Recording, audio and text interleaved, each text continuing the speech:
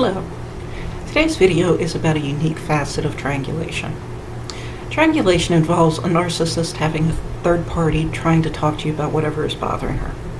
For example, if you set limits on the time that you're willing to spend with your narcissistic mother, she may have your father tell you how you should spend more time with her.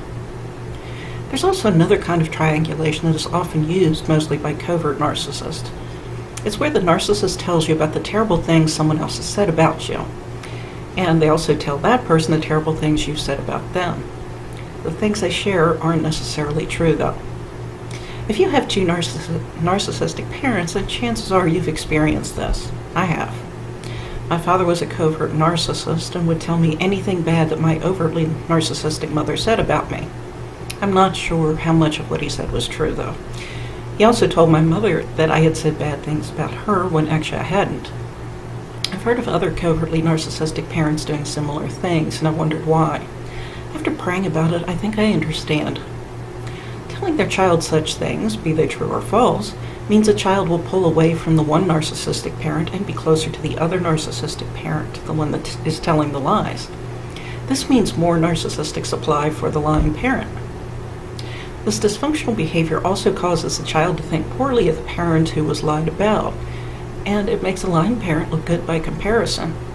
After all, the lying parent comes across as concerned for their child by saying things like, "I thought you should know what your mother said about you."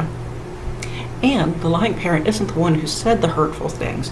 That person only relayed what he claims he heard, and he says these things out of concern for you because he feels you need to know these things.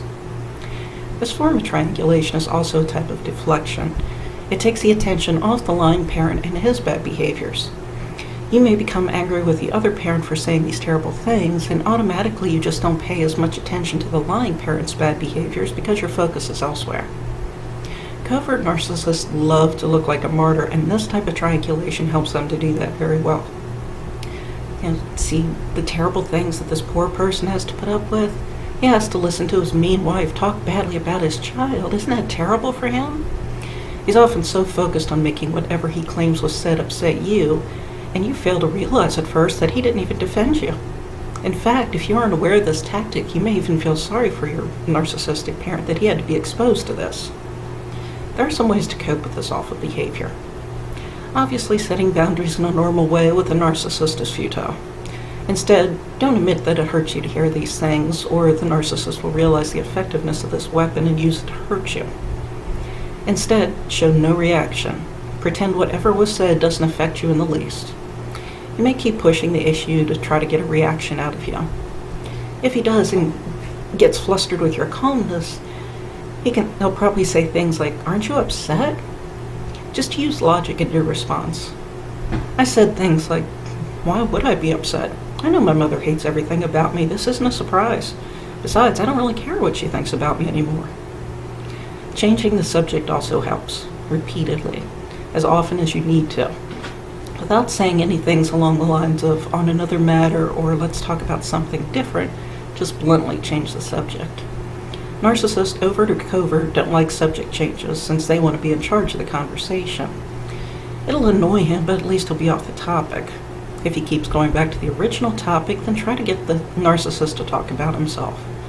Narcissists really can't resist the opportunity to talk about themselves, so you might as well use that in your favor. Yeah, it's annoying, to say the least, but it does beat listening to your parent ramble on about the terrible things your other parent has said about you and wondering if they're true or not. Thank you for watching my video.